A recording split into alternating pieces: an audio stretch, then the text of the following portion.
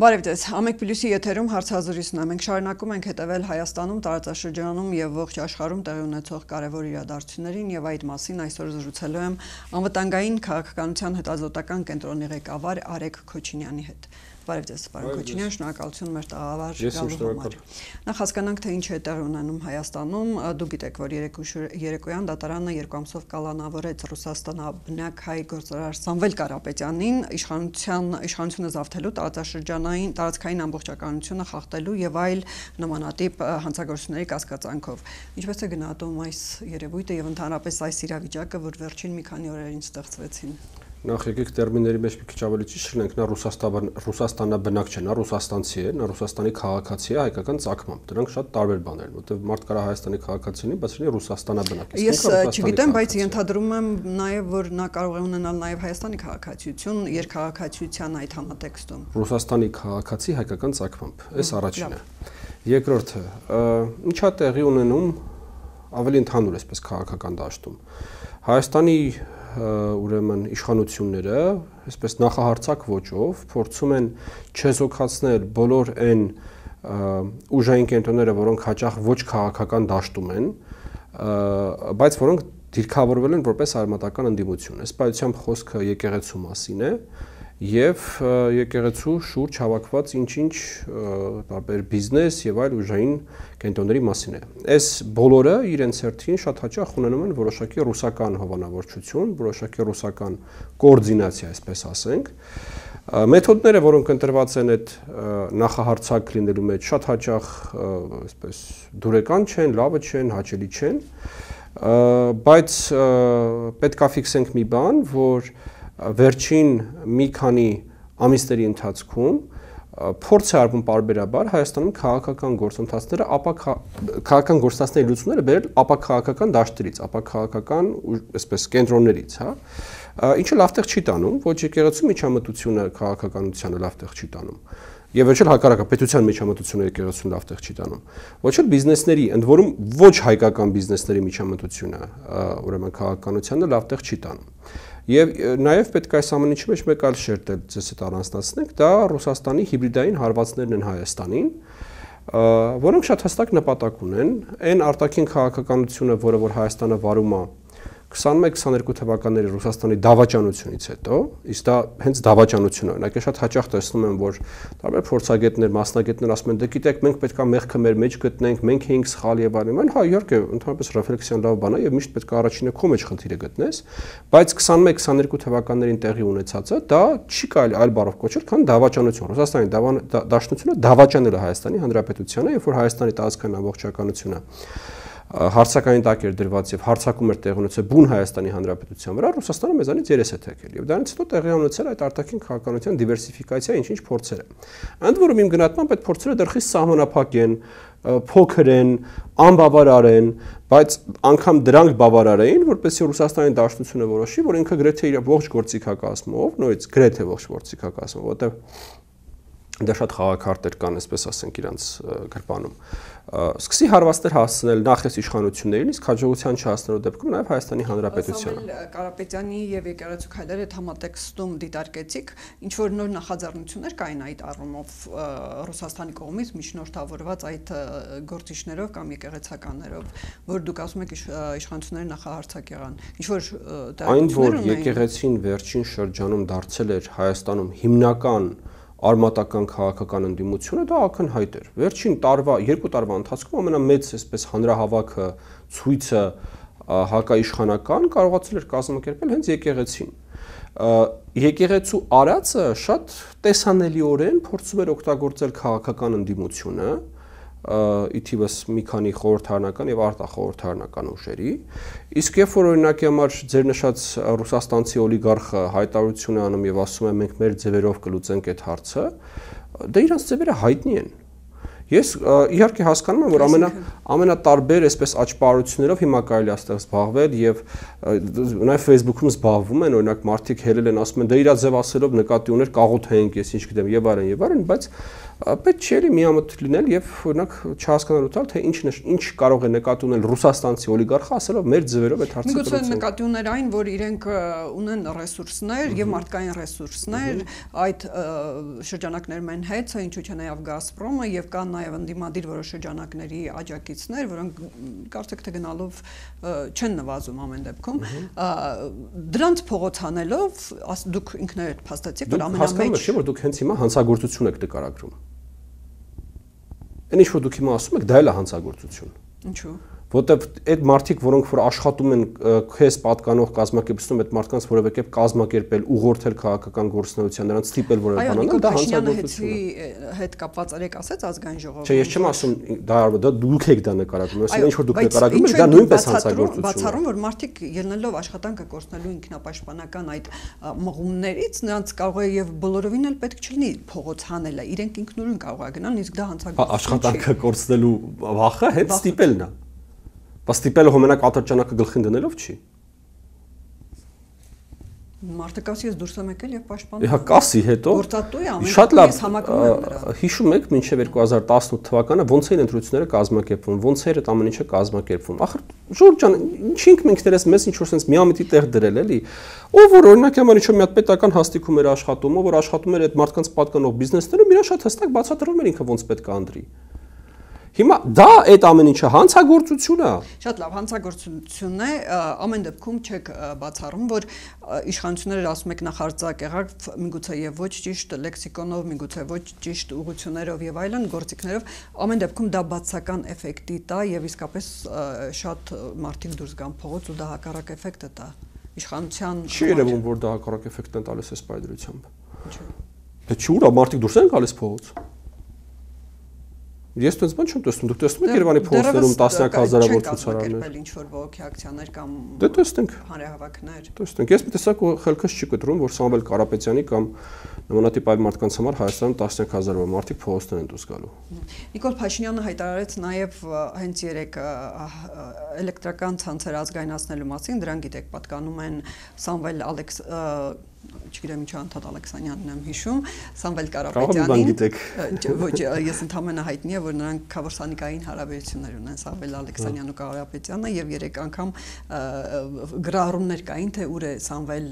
Ալեքսանյանն այս դեպքում ինչի չի պաշտպանում Կարապետյանին, հնարավոր է նաեւ նրան միանա նաեւ այլ գործարաններ։ Չգիտեմ, ես միջանձնային հարաբերություններով չեմ զբաղվում։ Շատ լավ, հայցի ազգայնացման կամ պետականացումն էլ համընկավ, ինչու, եթե Նիկոլ Փաշինյանը ավելի վաղ էր սկսել կամ իշխանությունները ավելի վաղ էին սկսել տուգանքը, որ երեք սակագնային հանձնաժողովը սահմանեց հայցի նկատմամբ կամ ազգայնացման այդ գործընթացը ավելի վաղ տեղի չունեցավ, որ հենց համընկավ երեկվա Դա հարցն է պատկան մարմիններին թե ինչու դա համընկավ, ես պատկան մարմինների ներկայացուցիչ չեմ, որպես ես ասեմ ինչու համընկավ կամ ինչու չհամընկավ, ինձ դա հետաքրքիր չի, բայց ես ուրիշ բան կարող եմ ասել, մեր վերլուծական կենտրոնը սրանից 2 ամիս առաջ մի հետազոտություններ հրապարակել Հայաստանի սիստեմատիկ կախվածությունները Ռուսաստանից եւ մենք այդ կախվածությունները ընկալել ենք որպես սպառնալիքներ եւ տվել ենք դրան որոշակի լուծումներ եւ հեծի ազգայնացումը այդ լուծումներից մեկն էր Եվ հիմա անկախ նրանից թե դա ինչ համատեքստում ա եղել, դա եղել է ինչ-որ քրեական գործի շրջանակներում, ինչ-որ ռուսաստանցի միլիարդ հատերին զսպելու, սանձելու գործընթացի շրջանակներում, այն որ Հայաստանի էլեկտրական ցանցերը ռուսական կապիտալից վերածվում Հայաստանի, առավելևս Հայաստանի պետական կապիտալի, դա միանշանակ ողջունելի եւ դրական զարգացում է։ Բայց այս ճանապարհով տվյալ դեպքում սեփականատիրոջը կալանավորելուն զուգահեռ սեփականատիրոջ այլ օբյեկտները տաշիր պիցան եւ այլն այդ ցանցերը ստուգելով, փակելով դա ընդդիմությունը կարծիք է բարձրացնում, որ սա կարող է բացական էֆեկտ տալ եւ ներդրումներ գնան Հայաստանից։ Նկատի ունեք ասելով ընդդիմություն։ Խորհրդարանական ընդդիմությունը կամ արտախորհրդարանական, ինչպես դուք հիշատակացիք։ Ով էր արտախորհրդարանական անուններ կասեք, ովքեր են այդ Հայաստան դաշինքը, պատիվ ունեմ դաշինք կա թե չկա, չգիտեմ, բայց պատիվ ունեմ խմբակցություն։ Այդ երկու ուժերի ես ճիշտ ասած չեմ համարում ընդդիմություն, ես իրենց քաղաքական ուժերը չեմ համարում, դրանք քաղաքական պրոյեկտներ չեն ըստ էության։ Բայց ինչ վերաբերում է ընդհանուր, այսպես ասենք, իշխանության կողմից վարվող քաղաքականությանը, անշուշտ է, որ դրանք քայլեր չեն ուղղությամբ, որոնք որ մենք բոլորս իբրև Հայաստանի քաղաքացիներ կուզենք տեսնել իրավական, արդի ժողովրդավարական պետության կառուցում, հա, սրանք այլ ուղղությամբ քայլեր են, սա ակնհայտ է։ ու պետք է մենք ձեզ հետ նաև հաշվի առնենք, որ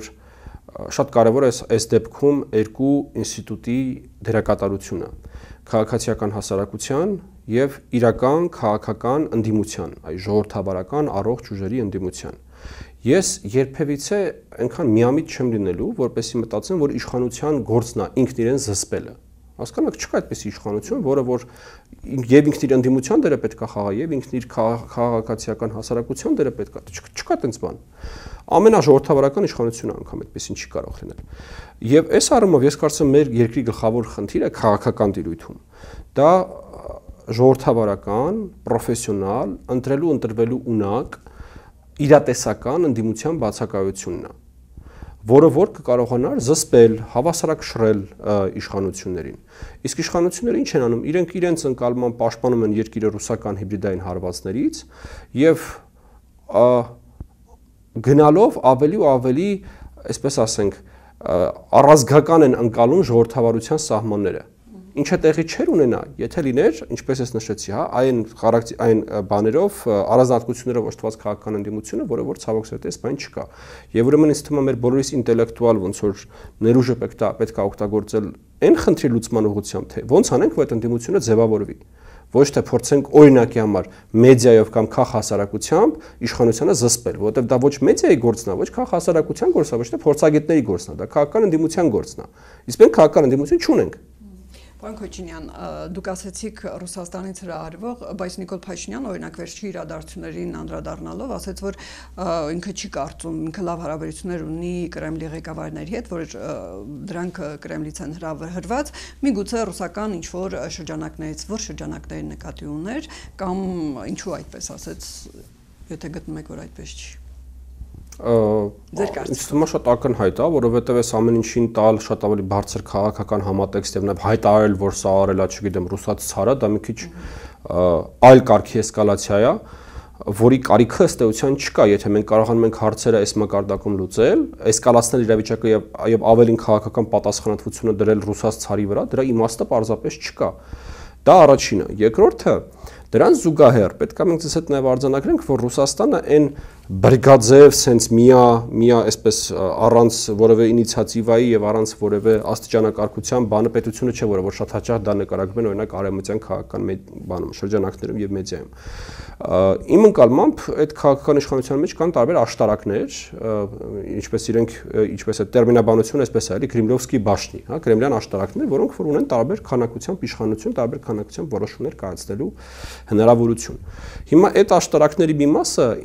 ես ինչքան որ հասկանում եմ, որոշում են իրենց համար կայացրել Հայաստանի հետ շարունակել աշխատանքը ճնշումների, այսպես պարտադրման գործիքակազմով։ Որոնք են դրանք։ Դե օրինակ շատ ակնհայտ դա երևաց Լավրովի այցի ժամանակ, Լավրովը այդ գծի կողմնակից է։ Հաջորդ այցը, որ տեղի ունեցավ Հայաստան, Մատվիենկոյի այցը, բոլորովին այլ տրամաբանության եւ բոլորովին այլ այսպես մոտեցումների մասին էր, դա այսպես ավելի շահագրգռող, ավելի հետաքրքրություններ ստեղծող մոտեցումների մասին էր, հա։ Ես իհարկե չեմ բացառում, որ այս ամեն ինչը նաև այդ հայտնի լավ ոստիկան, վատ ոստիկան խաղն է, երբ որ մեր հետ Վերջո նրանց բոլորին ղեկավարում է Վլադիմիր, այսինքն այդ առաջինը երկրորդին չի բացառում, որ կան տարբեր աշտարակներ, որոնք ունեն տարբեր մոտեցումներ, բայց դա ի վերջո այն մի հատ ընդհանուր խաղն է, որի գլխավոր նպատակը է եւ դաղելով եւ յուղելով կոպիտ ասած, շարունակել Հայաստանի բաներ սանձերը քաշած պահել։ Ինչու Նիկոլ Փաշինյանը ազատեց ԱԱԾ տնօրեն Արմեն Աբազյանին, իհարկե երեք նա դա պատճառաբանեց Աբազյանի հոգնածությամբ, որ բավականին ծանր փուլ է, ծանր շրջանում է ինքը ղեկավարել այդ կառույցը, այդ միաժամանակ չհերկելը, որ կարող է դա պայմանավորված լինել նաև վերջին այդ եկեղեցու կամ Սամվել Կարապետյանին վերաբերող իրադարձություններով, ինչ էր արել Արմեն Աբազյանը կամ ինչ չէր արել նա։ Ես ինտրիգներ չեմ ձեր կարծիքով։ Ես ինտրիգներ չեմ մեկնաբանում։ Դա ինտրիգ չէ, դա կոնկրետ կառույցի ղեկավարի պաշտոնանկություն է։ Շատ լավ, եթե ինքը ունի ասելիք թող ինքը ասի, եթե վարչապետը ունի ասելիք թող ինքը ասի, ես ինտրիգներ չեմ մեկնաբանում։ Դա ինտրիգ է։ Դա ինտրիգի փնտրտուք է։ Ամեն դեպքում ինչպես է գնահատում ԱԱԾ-ի դերը շրջանում։ Ես կարծում եմ, որ ազգային անվտանգության ծառայությունը Հայաստանում այն եզակի կառույցներից է, որ ամենաբարդ ռեֆորմացվող, ամենաբարդ փոփոխվող կառույցն է։ Ես կարծում եմ, որ տարիների ընթացքում պետք է հնարավորինս նվազեցնել ազգային անվտանգության ծառայության ուրեմն հնարավորություններն ու լիազորությունները եւ օրինակ համար արտաքին հետախուզական ծառայությունը, որ առանձնացվեց եւ 0-ից նոր կառույց ստեղծվեց, այն նմանատիպ ձևով պետք է ունենա հակահետախուզության հետ վարվի եւ այլն եւ այլն։ Եվ ի վերջո հասնել մի իրավիճակի, երբ որ կմնա ընդամենը 1-2 ֆունկցիա եւ այդ 1-2 ֆունկցիան անող նոր կառույց նորից կստեղծվի ու ԱԱՑ-ն ի վերջո կվերածվի, որովհետեւ դա մի կառույց է, որը իր օրգանական շարունակությունը տեսնում է եւ իր պատմությունը տեսնում է սովետական այդ KGB-ի պատմության մեջ, դա մի կառույց է, որտեղ երկար տարիներ Դերժինսկու նկարներն են կախված եղել, դա մի կառույց է, որտեղ նշանավոր հայ մտավորականներ են սպանվել սովետական ռեպրեսիվ մեքենայի կողմից, այսինքն իմ մոտեցումը այդ կառույցին է նա, որ այդ կառույցը պետքա փոխարինվի, ոչ թե բարեփոխվի, այլ փոխարինվի։ Սա այսպես երկարաժամկետ կատարվածքում, իսկ կարճաժամկետով ինչպես ասացի, ես ինտրիգներ չեմ մեկնաբանում։ Վաղը Նիկոլ Փաշինյանը մեկնելու է Թուրքիա եւ հանդիպելու է Էրդողանի հետ։ Ինչպես է գնահատում այդ հանդիպումը, որը պատմական է իշխանական շրջանակների կողմից գնահատվում, եւ ինչ հարցեր են քննարկվելու, ձեզ ինչ ակնկալիքներ կարող են ունենալ։ Ես շատ դրական եմ գնահատում վարչապետի այցը Թուրքիա եւ կարծում եմ, որ մեթոդաբանորեն սկսենք, հետո գնանք ոնց որ կոնկրետ բաների, հա, ես կարծում եմ, այս պատճառությամբ Հայաստանի համար բացարձակ քաղաքական առաջնահերթություն պետք է լինի հայ-թուրքական հարաբերությունների կարգավորումը։ Ընդհանրապես դա պետք է դառնա ստացության առաջին անգամը, որ դա Հայաստանի համար բացարձակ քաղաքական առաջնահերթություն է։ Երբևիցե դա Հայաստանի համար բացարձակ քաղաքական առաջնահերթություն չի եղել։ Այստեղ թող ինձ ներեն օրինակ առաջին նախագահի համախոհները, որոնք որ միշտ այսպես հպարտացել են իր ադմինիստրացիայի արտաքին քաղաքականության Թուրքիայի վերաբերյալ, բայց անգամ այդ ադմինիստրացիայի համար Թուրքիայի հարաբերությունների կարգավորումը չի եղել բացարձակ առաջնահերթություն, որովհետև օրինակի համար հայկական կողմը տեղեկացված է եղել, թե ինչ է լինելու հայ-թուրքական սահմանի հետ եւ հայ-թուրքական հարաբերությունների հետ, եթե քարվաճառը ուրեմն գտնվի հայկական վերահսկողության տակ, նվաճվի հայկական ուժերի կողմից, բայց ամեն դեպքում գնացել են։ Փակվելու է, բայց քարվաճառը այնուամենայնիվ տեղի ունեցել են, ինչ որ տեղի ունեցել, հա։ Սա մեկ օրինակ է, համար երկրորդը եւ այդ միջոցառումից մի քանի ամիս առաջ ըստ էության հայկական կողմը ռուսական սահմանապահներին ռուսական կողմից խնդրում է եւ ըստ էության տեղակայում է ռուս սահմանապահներին հայ-թուրքական սահմանին իր ապահովագրությունը այսպես տեսնելու համար։ Այնպես որ ես չեմ կարծում, որ երբևիցե Հայաստանի համար դա եղել է բացարձակ քաղաքական առաջնահերթություն։ Քարվաճառը կենսական կարևորություն ունեցող գոտի էր։ Եվ դա մեզ օգնեց, հա, փրկեց դա Արցախը կամ մեզ ինչ-որ բան տվեց, իսկ միգուցե դա սխալ գնահատական էր, իսկ միգուցե կենսականներ իրականում հայ-թուրքական սահմանի բաց լինելը, որ այս երկիրը չհայտնվեր այն տնտեսական սոցիալական վիճակում, որում ինքը հայտնվել է, եւ այնքան չթուլանար, որ 20 թվականին մեզ հետ կարողանային անել ինչ որ արեցին։ Իսկ դուք վստահ եք, որ ես ոչ մի բանում վստահ չեմ, ես վստահ եմ մի բանում, ես ոչ մի բանում վստահ չեմ, ես վստահ եմ բանում, որ ինչ որ արվել է, սխալ արվել։ Հիմա դուք կարաք հազար ձև ասեք, դե բա կարողա դա չանենք, էլի փակերեք, կարողա մարսիանիներն էլ հարձակվեն, բոլորս վառվենք։ Հիմա դա չի հարցը։ Հարցը այն է, որ հաշվարկը եղել է այդ, որը մեր համար ավելի կարևոր է քարվաճառը, քան Թուրքիայի սահմանի բաց լինելը։ Դա եղել է սխալ հաշվարկ։ Դա եղել է ռազմավարական սխալ Հայաստանի կողմից։ Սա մեկ։ Երկրորդը, ինչ եմ ես ասում, սա պետք է լինի բացարձակ առաջնահերթություն, որովհետև Հայաստանի Հանրապետությունը որպես ինքնիշխան պետություն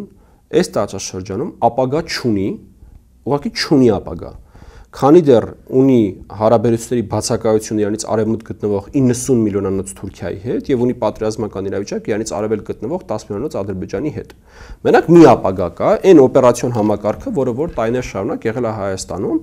այսինքն Ռուսաստանի կիսագաղութ կամ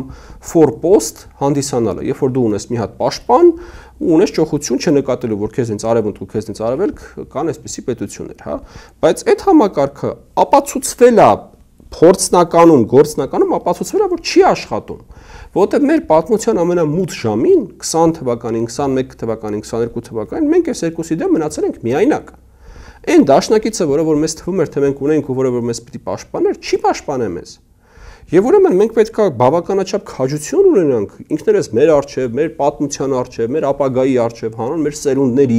հանուն այս պետականության, որպեսզի առերեսվենք այն փաստի հետ, որ կար տեսականորեն երկու տարբերակ, երբ որ այս պետությունը հիմնվում էր, կամ գնալ հարևանների հետ հարաբերությունների կարգավորման, կամ դառնալ ռուսական ֆորպոստ, որը մեզ կպաշտպանի այդ հարևաններից։ Հիմա այդ երկրորդ տարբերակը փաստացի չի աշխատում։ Ուրեմն մնում է մենակ առաջին տարբերակը։ Հասկանում եք։ Իսկ Ինչ են քննարկելու ամեն դեպքում Էրդողանի հետ Փաշինյանը ինչ է քննարկելու ձեր կարծիքով ինչ հարցեր կան օրակարգում ընդդիմությունը օրինակ ինչ որ հարցեր է բարձրացնում, բայց ամեն դեպքում եթե իրատեսորեն ինչ հարցեր է բարձրացրել համաձայնագրի վերաբերյալ հարցեր պայմանագրի նկատի ունեմ հայ-ադրբեջանական հայաստան-ադրբեջանական պայմանագրի եւ որ այնտեղից միգուցե հատկապես որ Իլհամ Ալիևը նույնպես Այո, Քերմանշահում հանդիպել էին։ Այո, հանդիպել է Էրդողանի հետ եւ որ պարտադիր կետ է մտցվելու ադրբեջանցիների վերադարձը Հայաստան 300,000 ապուշություն է դա, այդպես բան չկա։ Այդ չկա նման Ալիևը հենց երեք էլ գրեթե ամենօրյա ռեժիմով իրենք հայտարարում են։ Չպետք է լուրջ ընդունենք այդ։ Չէ, ամեն ինչն է պետք լուրջ ընդունել, բայց դա ինչ կապ ունի խաղաղության համաձայնագրի կամ Թուրքիայի դերակատարության հետ։ Թուրքիան կարող է պայման Հիմա տեսեք, Թուրքիան վերջո պայման է դնում, չէ, եթե Ադրբեջանի հետ հարաբերությունները չկարգավորվեն, սահման չի բացվի։ Այս պայմանությամբ այո, դա պայմանն է։ Բայց խաղաղության համաձայնագրի տեքստը համաձայնեցված է, խաղաղության համաձայնագրի տեքստում ձեր նշված կետը չկա։ Չկա, այո։ Դրան զուգահեռ կա դելիմիտացիա դեմարկացիայի process, որտեղ այդ կետը նորից չի կարող լինել եւ դրան զուգահեռ կա ուրեմն կոմունիկացիաների խոսակցություն, որտեղ նման կետ նույնպես չի կարող խնել։ Հիմա ապագայում ընդհանրապես այդ հարցի վերաբերյալ իմ մոտեցումը օրինակ համար որն է։ Ես կարծում եմ դա պետությունների միջև քննարկելու հարց չի։ Հայաստանն ու Ադրբեջանը իր այդ բանակցելու բան չունեն, թե ոնց պետք է օրինակ համար Բաքվի հայերը վերադառնան Բաքու կամ, չգիտեմ, որտեղ են Հայաստանում ապրում ադրբեջանցիներ, գային Հայաստան, եթե ապրում էին։ Այս հարցը, երբ որ օրինակ համար պետությունների միջև հարաբերությունները կկարգավորվեն, առողջատնտեսական հարաբերություններ կստեղծվեն, որոշակի ռեկոնսիլիացիա կունենա։ Ակեցեք, այսինքն երբ որ հարաբերությունները կկարգավորեն, մարդկանց միջև վստահություն կստեղծվի, մարդիկ կսկսեն գնալ, գալ Հայաստանից կգնան Ադրբեջան, Ադրբեջանից կգան Հայաստան, հիմա եթե մարդիկ կուզենան գան ապրեն Հայաստանում, ենթարկվեն Հայաստանի օրենսդրությանը, ընդունեն Հայաստանի քաղաքացիություն եւ հակառակը հայերը կուզեն, դա իրանց որոշ շերիքն է, բայց Ադրբեջանը դա պայմանագիրը ստորագրելու պայմաններից մեկն է համարում, թեև պայմանագրի մեջ չկա նման։ Դուք նման բան եք լսել, որ Ադրբեջանը դա համարում է պայմանագիր ստորագրելու նախապայման։ Իրենք ասում են դրանք դա պետք է արվի, եւս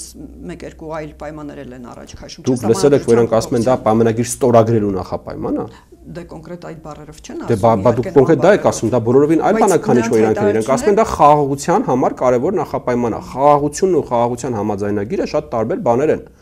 Խաղաղությունը շատ ավելի այսպես ամորֆ մեծություն է, որ խաղաղություն կարան կառուցենք 100 տարի։ Խաղաղության համաձայնագիրը կոնկրետ փաստաթուղթ է, դրանք ծայրահեղ տարբեր բաներ են, այս տերմինները շատ կարևոր են։ Հիմա ինչ վերաբերվում է Թուրքիա այցին վարչապետի եւ ինչ պետք է այնտեղ քննարկվի, ես օրինակի համար կարծում եմ 3 կարևոր թեմա կա, որոնք որ կարևոր կներ քննարկել։ Առաջինը դա հայ-թուրքական համաձայնությունն էր սահմանը 7 երկրների քաղաքացիների դիվանագիտական անձնագրերի կրողների համար բացելը։ 24 թվականի հունիսին դա պետք է տեղի ունենար եւ տեղի չի ունեցել, մի քանի տարի չի, մի տարի է։ Պետք է տեղի ունենար եւ տեղի չի ունեցել, դա պետք է բարձրացվի այդ հարցը։ Երկրորդ հարցը, որ պետք է բարձրացվի, դա Թուրքիայի հնարավոր դերակատարությունն ավելի ակտիվ հայ-ադրբեջանական կարգավորման գործընթացի մեջ։ Ես հասկանում եմ, որ հիմա այսպես ավելի ավանդական պատերներին եւ պատկերներին սովոր հայ փորձագետների մոտ կամ, չգիտեմ, մարդկանց մոտ ինչ որ սրանից պայթյուն կարող է տեղ ունենա, բայց այո, ես կարծում եմ, որ Թուրքիան տեսականորեն կարող է ավելի շատ դրական գործառույթներ ունենալ հայ-ադրբեջանական կարգավորման գործընթացի մեջ, այն պարզ պատճառով, որ Թուրքիան այս պայմանությամբ շահագրգռված է հայ-ադրբեջանական կարգավորմամբ եւ դրան հաջորդող կոմունիկացիաների բացմամբ, որտեղ դա իր համար հնարավորություն է տալու ավելի արդյունավետ մուտք ունենալ, ավելի հեշտ մուտք ունենալ մեր տարածքով, դա ավելի կարճ ճանապարհ է դեպի Ադրբեջան, դեպի Կասպից ծովի ավազան եւ դեպի Կենտրոնական Ասիա, հատկապես հաշվի առնելով թե ինչա տեղի ունենում Վրաստանում եւ ինչպեսի ապակայունացումներ ու ինչպեսի հնարավոր արտաքին քաղաքական շրջադարձներ կարող են տեղի ունենալ հարևան երկրում։ Բայց որ Թուրքիային դա պետք է, եւ եթե դա Թուրքիային պետք է, ապա Թուրքիան կարող է դրական ազդեցություն ունենալ հայ-ադրբեջանական կարգավորման գործընթացի վրա։ Սա երկրորդ բլոկն է, որ ես կարծում եմ կարևոր կլինի քննարկումների ժամանակ ուրեմն մտքում պահել, եւ երրորդ բլոկը դա հայ-թուրքական կարգավորման գործընթացի առնվազն այնքան առաջ տանելն է, որքանի հնարավորություն այս պայմանությամբ կա։ Այո, դուք բոլորին ճիշտ եք, երբ որ ասում եք, որ Թուրքիայի կողմից կա նախապայման, որ մինչև տեղի չունենա հայ-ադրբեջանական, այլ մինչև իրականում սենց է, մինչև Ադրբեջանը կողմ չլինի կարգավորմանը, ներողություն, Թուրքիան չի գնալու կարգավորման։ Բայց օրինակ երբ որ թուրքական կողմից մենք պարբերաբար լսում ենք այդ տերմինը համաժամանակի, այսինքն մի քայլ ընդեղ առաջ, մի քայլ ստեղ առաջ, հիմա ստեղ մի քանի քայլեր առաջ արվել են։ դելիմիտացիայի դեմարկացիայի գործընթացում են քայլեր առաջարվել կոմունիկացիա համաձայնեցվել։ Ամենագիրն է համաձայն։ Հերթը Թուրքիային է կարծում եք։ Ես կարծում եմ, որ այս պայմանությամբ պետք է որ, այսպես գիտեք, մանևրի ինչ որ տեղ բացված լինի, օպերատիվ ինչ որ գործողության տեղ բացված լինի, մի քանի քայլ առաջանալու նաև թուրքական ուղղությամբ։ Եվ կարծում եմ պետք է փորձել դա օգտագործել։ Ինչ ակնկալ ենք այդ դեպքում։ Եթե ասում եք պետք է փորձել օգտագործել։ Դե ասացի 3 բան ասացի։ Ինչ իրական բան կա։ Սահմանը երրորդ երկրները, Թուրքիայի ավելի ակտիվ դերակատարությունը հայ-ադրբեջանական կարգավորման գործընթացում եւ տեսնել, հասկանալ, շոշափել ինչ օպերատիվ տարածք կա համագործակցություն ավելացնելու։ Օրինակ, հիմա պարենի ոլորտում, էներգետիկայի ոլորտում, օրինակ, ինչ այսպես թեմաներ կա, որոնք որ հնարավոր է գնալ դեպի համագործակցության ուղղությամբ։ Տեսեք, այդ համատեքստում էր 3 Իգդիրի նահանգապետ Էրջան Թուրանը այցելել է սահմանային գոտի եւ ուսումնասիրել է, թե ինչպես է իրականացում սահմանի անվտանգության միջոցառումները, ինչ է սա նշանակում, սա պարզապես զուգադիպեց Փաշինյանի այցին, թե ինչ որ հատուկ գործողություններ։ Այն որ Թուրքիայի արևելյան շրջանների բնակչությունը եւ տեղական ինքնակառավարման մարմինները երևի թե ամենաշահագրգռված խումբն են հայ-թուրքական սահմանի բացմամբ, դա ակնհայտ է, որովհետև դա Թուրքիայի հարաբերականորեն ամենաաղքատ եւ տնտեսական հնարավորություններից զրկված հատվածներն են եւ նաեւ սա առաջի դեպքը չի միջազգային, երբ որ այդ հատվածների համայնքապետերը որոշակի նախաձեռնողականություն են ցույցաբերում։ Ես ուզում եմ հիշեցնել, որ եթե չեմ սխալվում, այս տարի էր դա, որ թուրքական կողմի հատուկ բանագնացի ՔԼՉ-ի մոտ հանդիպում էր տեղի ունեցել այդ համայնքների ղեկավարների եւ բիզնես ուրեմն բիզնես շրջանակների, այսպես ասենք, ներկայացուցիչների հետ, այնպես որ այո, այնտեղ հստակ է, որ այդ շրջանները շահագրգռված են հայ-թուրքական սահմանի բացմամբ։ Ասեմ ավելին, ես կարծում եմ, որ այս բոլոր կողմերը ասենց ասում են, որ այ հայ-թուրքական սահմանի բացումը դրական ազդեցություն ունենալու եւ Թուրքիայի եւ Հայաստանի վրա, դա շատ ճիշտ գնահատական է իմ կարծիքով, բայց այդտեղ մենք ունենք պակաս լուրջ հետազոտական աշխատանքի։ Տեսեք, որևէ հետազոտություն թե այս պայծրությամբ Թուրքիայի հնայի վրա, էներգետիկայի վրա, չգիտեմ, տնտեսական շարժի վրա եւ մեր նույն ամեն ինչը մեր ինչ ազդեցություն ունենալու հայ-թուրքական սահմանի բացումը չկա։ Եվ ես կարծում եմ շատ լավ կլիներ, եթե հիմա այդպեսի լուրջ հետազոտություն արվեր, թե կողմերի վրա ի վերջո այս պայծրությամբ սահմանի բացումը ինչ ազդեցություն է ունենալու։ Ընդդիմությունը բարձրաձայնում է, որ Թուրքիան իր ապրանքներով էքսպանսիայի կենթարկի եւ Հայաստանի արտադրությունը առանցայտել ոչ մեծ ծավալների կարող է շատ մեծ չափով տուժել։ Ինչն է այս բան Թուրքիային խանգարում դա անել։ Մենք չունենք հարաբերություններ։ Հայաստան-թուրքական ապրանք չի գալիս։ Գալիս է, դա միջնորդավորված Վրաստանով եւ այլն, իսկ Դու գիտեք, թե պետությունների միջև արտաշրջանառությունը ինչքան է։ Բավականին մեծ է։ Կես միլիարդից ավել է։ Իսկ եթե թուրքական կողմը իր արժեվ նպատակա դրել, այսպես մեզ տոտալ կախվածության մեջ գցել, բանը մեր լոլիկը խեղտել, իր լոլիկը բեր, ինչի հիմա չի անում։ Որևէ սահմանափակում թուրքական կողմի համար այս պատասխանությամբ չկա դա անել, բացի մի հատ 100 կիլոմետրանոց բանից շրջանցումից, որ իրանք մտնում են Վրաստանով, գալիս են Հայաստան, ընդհանրապես 100 կիլոմետր ավելի երկար ու մատենց ճանապարհը։ Ինչի Թուրքիան դա չի անում, եթե Թուրքիան ունի այդպես նպատակ։ Միգուցե Թուրքիան դա չանի, բայց ինքնաբերաբար դա անեն հայ գործարարները ավելի շատ շահույթ Իսկ այդ ձեր նշած շրջանակները երբևիցե լսել են այնպիսի գործիքի մասին, ինչպիսին է պետական ռեգուլյացիաները։ Լսել ենք։ Հա, լսել եք։ Օրինակ, երբ որ պետությունը որոշում է, որ իր պայմանական լոլիկ աճեցնողին կամ իր կաշե գործին պաշտպանելու համար ինքը դնում է ավելի բարձր մաքսատուրք։ Եվ ի վերջո, եթե մենք այդ մոտեցմամբ ենք, մենք պետք է սաղ աշխարհի հետ մեր սահմանները փակենք։ Ես բան չունեմ ասելու, իհարկե մենք Թուրքիան ցեղասպան պետություն է, Օսմանյան կայսրությունում հայ ժողովուրդը ենթարկվել է ցեղասպանության, եւ մենք ունենք հատուկ ուրեմն պրոբլեմ, երևի թե մարդկության պատմության մեջ եզակի պրոբլեմ Թուրքիայի հետ։ Ես չեմ կարծում, որ երկու ուրիշ ժողովուրդ, երկու ուրիշ պետություն կգտնվի, որը որ կունենա այն խորությամբ եւ այն մակարդակի պրոբլեմը, որը որ մենք ունենք Թուրքիայի հետ։ Բայց մի հատ այսպիսի շփով փիլիսոփայական բան էլի, եկեք արձանագրենք, որ այն ժողովուրդը, որը որ իր պապերին ավելի կարևորում, քան իր երեխաներին, ապագա չունի։ Ինքը ունի անցյալ, բայց ապագա չունի, եթե դու քո պապերին ավելի ես կարևորում, քան քո երեխաներին։ Պարոն Քոչինյան, դուք ասում եք Թուրքիային ավելի ձեռնտու է։ Ու կներեք հազար անգամ, ես այդտեղ բացարձակապես խոսքը նրա մասին չի մոռանալ, ներել, չգիտեմ, ժխտել։ Ի վերջո ներում են մենակ նրան, որ ներողություն է խնդրում։ Ես ինչ որ չեմ հիշում, որ Թուրքիան ներողություն խնդրի։ Բայց եթե կա հնարավորություն գնալ այդ կարգավորումներին առանց այդ թեմային անդրադառնալու, մենք պետք է գնանք այդ ուղղությամբ։ Իսկ այս պայմանությամբ առնվազն թուրքական կողմից ինչ որ պահանջ, նախապայման ցեղասպանության թեմայով չկա։ Եվ ուրեմն պետք է գնալ այդ կարգավորման ուղղությամբ։ Դուք ասում եք Թուրքիայի համար կարևոր է Հայաստանի տարածքով դեպի Ադրբեջան գնալը կամ դեպի Սոյֆծով եւ այլուր, այո, Կասպիցով դուրս գալը, սա չի կարող չհիշեցնել Թուրքիայի Ադրբեջանի կողմից բարձրաձայնվող Զանգեզուրի միջանցքի մասին։ Ամեն դեպքում այդ վտանգը վերացավ, չկա Հայաստանի գլխին կախված։ Ես չեմ կարծում, որ Թուրքիայի եւ Ադրբեջանի մոտեցումները կոմունիկացիաների թեմայով նույնական են, նրանք նույնական չեն։ Ավելին, արդեն բավականին տևական ժամանակ է թուրքական կողմից այդ տերմինը չի օգտագործվում Զանգեզուրի միջանցք։ Օրինակ վերջին անգամ որ Էրդողանը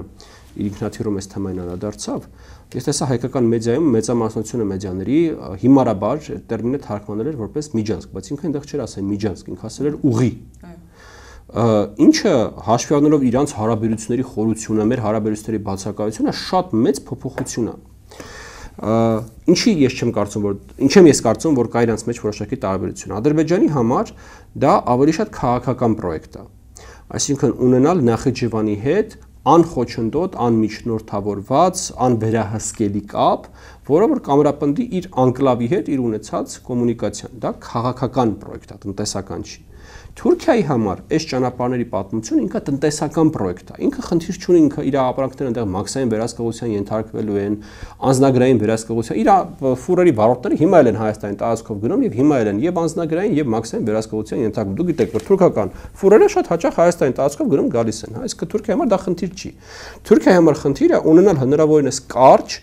եւ ապահով անվտանգ ճանապարհներ դեպի Ադրբեջան, դեպի Կասպից ծովի ավազան եւ դեպի Կենտրոնական Ասիա։ Այսինքն իրանց կարիքները տարբեր են։ Այդտեղից էլ ելնում է, որ իրանց դիրքորոշումներն են տարբեր։ Դրա համար ասել, որ թուրք-ադրբեջանական Զանգեզուրի միջանց դա այսպես հոգին ջերմացնող արտահայտություն է, բայց այդպես չի, որ թուրք-ադրբեջանական Զանգեզուրի միջանց կա։ Կա ադրբեջանական քաղաքական պրոյեկտ եւ կա թուրքական տնտեսական պրոյեկտ։ Այս ամեն ինչը չի նշանակում, որ եթե վաղը ամենավատ սցենարով տեղի ունեն ամեն ինչ եւ Ադրբեջանը մտնի ուղղակի գրավի, Թուրքիան էլի չի աջակցելու Ադրբեջանին, հա, էլի աջակցելու է, բայց առնվազն այս պայմանությամբ ես չեմ տեսնում, թե ինչու պետք է Թուրքիան նպաստի դրան, հասկանում եք։ Կարծում եք կհաջողվի Նիկոլ Փաշինյանին Թուրքիային համոզել կամ Թուրքիայի միջոցով Ադրբեջանին ստիպել կամ համոզել ետ կանգնել կամ չծուկացնել այդ վտանգը։ Եվ այդ միջանցքի Ադրբեջանի ցանկությունը միջանցքի վերաբերյալ եւ որ ի վերջո ստորագրել պայմանագիրը խաղաղ։ Դե գիտեք, ես չեմ կարծում միջազգային հարաբերությունները ճիշտ ասած համոզելու մասին են, ոչ մեկին ոչ մի չի համոզում միջազգային հարաբերություններում, դա եւ թե ինչ-որ տես դպրոցական սիրավեպերում են ինչու մեկին ինչ-որ բան համոզում։ Ասա դա էլ Այդ կողմերը ելնում են իրենց շահերից եւ այս առումով ես տեսնում եմ, որ Հայաստանի եւ Թուրքիայի շահերը ինչ-ինչ հարցերում իրար բավականին մոտ են, որտեղ մեզ էլ է պետք կոմունիկացիաների բացում, Թուրքիային էլ է պետք կոմունիկացիաների բացում։ Մենք էլ ենք հետաքրքրված, որպեսզի մեր տարածքով տեղի ունենա միջպետական բան, այսպես առևտրաշրջանառություն։ Թուրքիան էլ է դրանում շահագրգռված։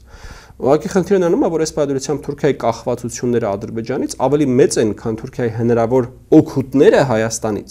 Հասկանում եք, Ադրբեջանը միշտ ավելի լավ գինը ի վիճակի այս պատերազմությամբ առաջարկել։ Այս հավասարումը տեսականորեն ունի երկու լուծում։ Մի լուծումն է, որ մենք կարողանանք հասնել ինչ-որ մի հատ հանգրվանի, երբ որ Ադրբեջանը այլևս դեմ չլինի հայ-թուրքական կարգավորմանը։ Մյուս լուծումն այն է, որ հայտնվի երրորդ ուժ, որը կփորձի հավասարեցնել Հայաստանի ու Ադրբեջանի առաջարկածները։ Պայմանականորեն Եվրոպական միությունը, դուք գիտեք, որ Թուրքիան ունի մաքսային միություն Եվրոպական միության հետ, Թուրքիան եւ մի հետ մաքսային միության անդամ է, բայց այդ մաքսային միությունը կնքվել է տասնամյակներ առաջ եւ բավականին հնացած է։ Այս պայմանությամբ Թուրքիան շատ հետաքրքրված է նրանով, որպես այդ մաքսային միությունը վերաթողարկվի, վերաթարմացվի։ Ու դա իրենց համար ամենակարևոր արտաքին քաղաքական խնդիրներից մեկն է։ Հիմա եթե օրինակ համար եվրոպական կողմը այդքան հետաքրքրված է Հայաստանի դիմադրունակությամբ, այն ընթացքով, որ Հայաստանը գնում է, ապա դրա համար պետք է անել ընդհանրապես մեկ բան, նախապայման դնել թուրքական կողմի առաջ, այդ բանակցությունները անգամ մեկնարկելու համար, որ հայ-թուրքական սահմանը պետք է բացվի։ Այդ դա կարա լինի այն լրացուցիչ կալորիան, որը որ Թուրքիային կարա ստիպի անցնելու առաջ առանց սպասելու Ադրբեջանին։ Ինչպես նշեցի, հա, հավասարումը ունի տեսականորեն երկու լուծում։ Անցնենք նաև տարածաշրջանային այլ հարցերին, ի վերջո Իրանի խնդրին, այս պահին, երբ որ մենք զրուցում ենք, միգուցե շատ կարևոր բան է կատարվում, մեծ հարձակումներ են լինում կամ անգամ միգուցե եւ բանակցությունների մասին համաձայնություն կա, դժվար է ասել, ամեն դեպքում իրադարձությունները Իսրայելի եւ Իրանի միջև կամ Ամերիկայի, Իսրայելի եւ Իրանի միջև բավականին արագ են փոխվում, Ինչ վիճակ է հիմա ստեղծվել այդ առումով տարածաշրջանում, արդյոք Ամերիկան կմտնի պատերազմի մեջ անմիջականորեն արդեն, որտեղ հիմա այդ հարցն էլ է քննարկվում եւ ամերիկյան տարբեր լրատվամիջոցներ հղում տալով իրենց իշխանությունների տարբեր աղբյուրներին ասում են, որ այդ համաձայնությունը արդեն կա, մնում է Թրամփը հրամանը տա, Թրամփը սպասում է ինչ-որ մի բանի եւ այլն, ամեն դեպքում Ամերիկան կմտնի ու ուղիղ արդեն մասնակցություն կունենա։ Իրավիճակը հետեւյալն է։ Իրանի արչիվ կա դրված 3 պահանջ, որին Միացյալ Նահանգները ակնկալում են, որ Իրանը պետք է համաձայնվի։ A. Միջուկային զենքի ստեղծումից հրաժարվելը, B. Ուրանի հարստացման ծրագրից հրաժարվելը ընդհանրապես, այդ թվում նաև խաղաղ նպատակներով։ Իդեպ նշենք, օրինակ Հայաստանը, Թուրքիան պետություններ, որոնք ունեն սեփական ատոմային ծրագիր, մենք ուրան չենք հարստացնում, մենք ձեռք ենք բերում հարստացված ուրանը, մենք գնում ենք այդ հարստացված ուրանը 3.14 թե 2.15%-ի մասին չեմ հիշում խոսքը, եւ օգտագործում ենք որպես վառելիք։ Այսինքն շատ պետություններ, որոնք ունեն ատոմականներ, իրենք չեն հարստացնում, իրենք գնում են այդ հարստացված վառելիքը։ Եվ երրորդը չունենալ փոխադրման միջոց միջուկային զենք, այսինքն հրթիռներ, որոնք ի վիճակի են միջուկային մարտագլխիկ տեղափոխել։ Հիմա այս 3 պահանջները Միացյալ Նահանգները դրել են սեղան եւ պահանջում որպես Իրանը սան համաձայնվի։ Սա արդեն մի 90 օրվա խոսակցություն է, հա, եւ Թրամփը ժամանակ ժամանակին հայտարարել, որ Իրանը ունի 60 օր այս 3 պահանջներին համաձայնվելու, Իրանը չհամաձայնվեց, տեղ ունեցավ ինչ որ տեղի ունեցավ։ Իսրայելը համարում է, որ Իրանը չի համաձայնվելու սրան երբևիցե ու որոշել է իր համար ուղղակի ոչնչացնել Իրանի բոլոր այն հնարավորություններն ու ռեսուրսները, որոնք բերելու են այս 3-ից որևէ մեկի ստեղծմանը։ Իսկ սա նշանակում է ամբողջ էներգետիկ միջուկային համակարգի ոչնչացում, սա նշանակում է ռազմատեխնիկական եւ ռազմաարտադրական պոտենցիալի ոչնչացում եւ ռազմաքաղաքական ու գիտական ներուժի ոչնչացում։ Այսինքն Իրանի ապա ռազմականացում, եթե կուզեք։ Հիմա Էլի ինչ-որ չափով այդ վատ ոստիկան, լավ ոստիկան խաղն է գնում, Իսրայելը վատ ոստիկանն է, որը որ ուղղակի հարվածել է փորձում դրան հասնել, Միացյալ Նահանգները թղթերն ա բերում եւ ասում է, որ բան ստորագրես, այս ամեն ինչը կդադարի։ Կարելի է եզրակացնել, որ Միացյալ Նահանգները Իսրայելին մղում է այդ գործողության, որպեսզի ինքը այդ որպես լավ ոստիկան այդ թղթերը Ես չեմ կարծում, որ մղում է, ես կարծում եմ Իսրայելը շատ ինքնուրույնաբար է շատ մեծ հաճույքով դա անում, որտեղ Իսրայելի համար ամենամեծ էգզիստենցիալ վտանգը իրենց ընկալման առնվազն Իրանի Իսլամական Հանրապետությունն է։ Բայց այս ամեն ինչը ինչ որ ժամանակային լիմիտ ունի եւ եթե Միացյալ Նահանգները տեսնում են, որ օրինակ համար Իսրայելի հարվածները չեն բավարարում եւ Իրանն էլ մյուս կողմից չի գնում այդ բանակցությունների չի գնում են համաձայնությունների, որոնց մասին խոսեցինք, ապա ես այդ պարագան չեմ բացառում, որ Միացյալ Նահանգները նույնպես կմիանան ուրեմն Իսրայելի կողմից տեղի ունեցող հարձակումներին, ստիպելու համար Իրանին գնալու են ուղղությամբ, որը որ դրված է սեղանին։ Այսինքն այս պայդրությամբ կա երկու տարբերակ, կամ Իրանը ստորագրում է այդ թղթերը լավով, կամ Իրանը ստորագրելու է այդ թղթերը վատով։ Ես այդպես եմ տեսնում այս պայծությամբ իրավիճակի զարգացումը։ Հայտարարություններ կան, որ ոչնչացրել են Իրանի այդ միջուկային մշակումների, պաշարների այդ մեծ մասը, բայց երեք օրինակ Պուտինը ասում էր, որ չեն կարողացել վնասել գործարանները, արտադրությունը կամ մշակումը դեռևս շարունակվում է, ինչ ընթացք է, ինչ տեղեկություն ունեք։ Ցավոք սրտի ես այդքան խորացված գիտելիքներ այդ թեմայով չունեմ, ես դες նկարագրեցի քաղաքական կոնյունկտուրան, ես քաղաքականության մասնագետ եմ, հասկանում եք, այսինքն իրավիճակը հետեւյալն է։ Թուղթը դրված է սեղանին, մի կողմից հարվածում է Իսրայելը։ Այս պայծրությամբ այլընտրանք չկա, եթե տեսականորեն մի դեպքում կարելի է, թե Իրանը բավականաչափ դիմադրունակություն ցուցաբերի։ Երեք Իրանի ղեկավարը հայտարարեց, որ մենք հաղթելու ենք Իսրայելին։ Դիմադրունակություն ցուցաբերի այն աստիճան, որ Միացյալ Նահանգներն ու Իսրայելը հասկանան, որ այդ պատերազմի շարունակությունը չափազանց թանկ է իրանց վրա նստում եւ չի արդարացնում միջոցներ այլևս, դա տեսականորեն հնարավոր է, բայց այս պայծրությամբ, երբ որ դու հաշվի ես առնում, որ առաջին 24 ժամվա ընթացքում հաջողվել է սպանել գլխավոր շտաբի պետին, տեղակալներին, հետո 72 ժամ հետո միատել նորանշանակ գլխավոր շտաբի պետին հաջողվեց սպանել։ Դա այնքան է նման չի դիմադրունակ պետությանը, ձեզ անկեղծ ասեմ։ Մենք միջոցից վերջերս նայեցինք, ոնց որ թե վերջին 100 տարվա մեջ պատերազմ գտնվող երկրի գլխավոր շտաբի պետ մի անգամ է սպանվել, այդ երբ որ իտալացիները գրավում էին Եթովպիան։ Այս հետո 100 տարի շարունակ գլխավոր շտաբի պետ պատերազմական վիճակում գտնվող պետության չի սպանվել։ Իսկ Իրանում 72 ժամվա մեջ սպանվել է 2 անգամ գլխավոր շտաբի պետ։ Նույնիսկ սա մի քիչ դիմադրունակ պետության նման չի։ Ինչ ազդեցություն դա կարող է ունենալ Հայաստանի վրա ամեն դեպքում այս պատերազմը կամ պատերազմի որ հնարավոր ելքն է մեզ ավելի ձեռնտու։ Սա վերջին հարցն էր, հուսով եմ։ Ոչ դեռևս։ Ուրեմն տեսեք, ես ոչ կիսում եմ պանիկայի տրամադրությունը, որը որ ասում է թե բանա հիմա Ադրբեջանը վաղը հարձակվելու է, մի ժամից հարձակվելու է, Իրանն էր մեզ պահում, Իրանը էլ չկա, ոչ էլ կիսում եմ այն տպավորությունը, թե դա մեզ որևէ կերպ չի վերաբերվում։ Աներկբա է, որ այս իրավիճակը Հայաստանի համար ստեղծում է բավականին լուրջ սպառնալիքներ, ընդ որում ոչ միայն Ադրբեջանի հարձակման առումով, այլ նաև ռադիացիոն սպառնալիք է սա իր մեջ պարունակում, որտեղ եթե այնտեղ ինչ որ օբյեկտների հարվածում են, որտեղ կարալի կեցեք։ Երկրորդը դա միգրացիոն բավականին լուրջ սպառնալիքներ է պահանջում, ստեղծում, այո, որովհետև այդ մարդիկ կարող սկսեն ուղղակի massայաբար լքել Իրանը, Հայաստանը ապահով երկիր է, Իրան կարող անդրեն հայկական ուղղությունը, սա լուրջ սպառնալիք է։ Կարողանանք մեծ հոսքերին ընդունել։ Իհարկե, որտեղ ի վերջո Հայաստանը փոքր երկիր, բայց այդ երկրորդ սպառնալիքն է եւ իհարկե երրորդ սպառնալիքը դա այնա, որ տարածաշրջանում ստեղծվել էր որոշակի հարաբերական ստատուս քվո, որտեղ Եվրոպական միությունը, Միացյալ Նահանգները, Իրանը ունեին բավականին հստակ դիրքորոշում այդ արտատարածքային միջանցքների վերաբերյալ, մյուս կողմից Թուրքիան ուներ բավականին այսպես, ինչպես այն դիրքորոշումը, որը ես ներկայացրեցի, եւ Ռուսաստանը ուներ իր վերահսկողությամբ արտատարածքային միջանցք ուրեմն ստեղծելու մտադրություն։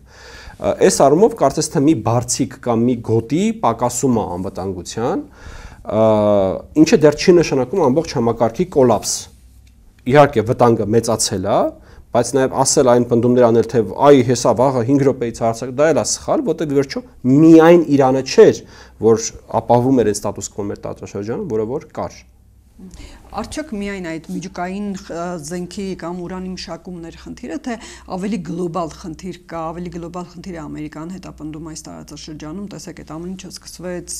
շատ ավելի հեռվից եւ մոտեցավ մինչեւ Իրան։ Այդ ամեն ինչը սկսվելով շատ ավելի հեռվից, այսպես թե այնպես կապված էր Իրանի հետ։ Սիրիայում ռեժիմը կապված էր Իրանի հետ, Հեզբոլան կապված էր Իրանի հետ, եւ այլն եւ այլն։ Այսինքն այս ամեն ինչը պետք է տեսնել մի մեթոդաբանական այսպես բանի մեջ, պրոյեկտի մեջ, որ այս բոլոր հարվածները ուղղված էին Իրանին եւ ի վերջո հիմա հաջողվել է բերել հասցնել այդ իրավիճակը Իրանի մայրաքաղաքի կենտրոն։ Սա վերջին կարելի ասել։ Սա վերջին արարն է Իրանի դեմ պատերազմի, այո։ Եվ ասել արդյոք այս ամեն ինչը կապված է միջուկային ծրագրի հետ, ես կարծում եմ միջուկային ծրագիրը գլխավոր հիմնարար հարցն է, որովհետև Իրանը միջուկային զենքով դա մի Իրան է, Իրանը առանց միջուկային զենքի դա բոլորովին այլ, այսպես հասարակ պետություն է, ինչպիսիք շատ են աշխարհերեսին, որոնք շատ հարցերում օրինակ համաձայն չեն Արևմուտքի կամ Միացյալ Նահանգների հետ։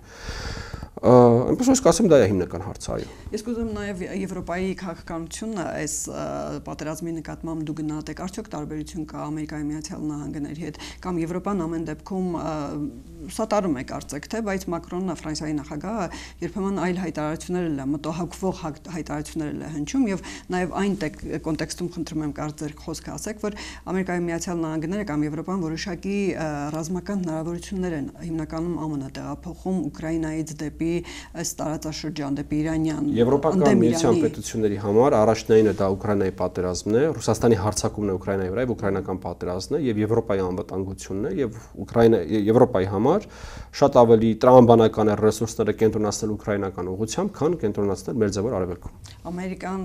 ռազմական հնարավորություններ է տեղափոխում Ուկրաինայից, դա չի թույլատրում Եվրոպական միության դիրքորոշում։ Դա չի թույլատրի Ուկրաինային առանց էլ պարբերաբար նման հարվածների Այս պայդրությամբ Միացյալ Նահանգների մասնակցությունը պատերազմում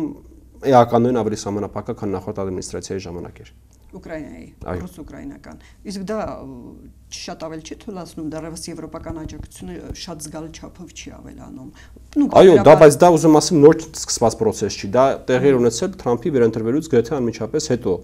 Իսկն այդ process-ները սկսվել են շատ ավելի շուտ։ Եվ այո, Ուկրաինայի համար դա մահացու վտանգ է իր մեջ պարունակում։ Դուրս է գալիս աստիճանաբար Ամերիկան։ Այո, Միացյալ Նահանգները ուզում են, որպես Եվրոպական միությունը իր վրա վերցնի հիմնական ծանրաբեռնվածությունը պատերազմի։ Եվրոպական միությունը անգամ եթե համաձայն է դրան, թեպետ վստահ չեմ որ համաձայնը, որովհետև այնտեղ այդ կոնսուլտացիաները դեռևս շարունակվում են, ինքը դա միանգամից չի կարող անել, իրան պետք է լինելու ժամանակ, ռուսները ժամանակը չեն տալիս։ Եվ ինչ հնարավոր է ելքի ավելի կտրուկ փոփոխություն ընդդեմ հոգուտ Ռուսաստանի տեսականորեն հա, բայց դա կախված է նա թե ինչքանով կարողանան ռուսները լավ կազմակերպել իրենց հարձակումը, այս պայդրությամբ ինչ որ այնպես շրջադարձային փոփոխություններ չեն նկատվում։ Եվ մի կարճ հարցել ռուս-ուկրաինական պատերազմն է ավելի կարևոր Հայաստանի համար, այդ պատերազմի երկը թե Իրանում տեղ ունեցող զարգացումները կամ ընդդեմ Իրանի տեղ ունեցող։ Պատասխանեմ երկուսն էլ ծայրահեղ կարևոր աշխարհակահաղական գործընթացներ, որոնց շատ բան է կախված լինելու Հարավային Կովկասում ճարտարապետության վերաբերյալ։ Շնորհակալություն մեր զրույցի համար, բավականին հապշտապ։ Ես մեր ունկնդիրներին հիշեցնեմ, որ Ամեկ+-ի տաղավարում էր անվտանգային քաղաքականության հետազոտական կենտրոնի ղեկավար Արեգ Քոչինյանը։